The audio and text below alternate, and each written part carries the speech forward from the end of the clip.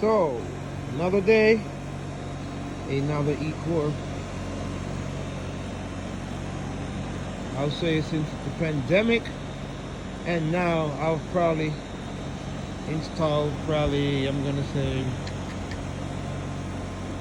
90 of these or 100 easy. Yeah, since the pandemic till now. Again, like I said, the jury is still out. I have mixed feelings,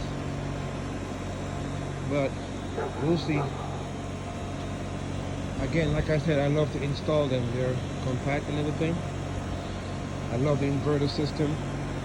I love their tech support. Their tech support is the best. Their warranty is you can't compare their warranty to nobody else. They give warranty nobody else does.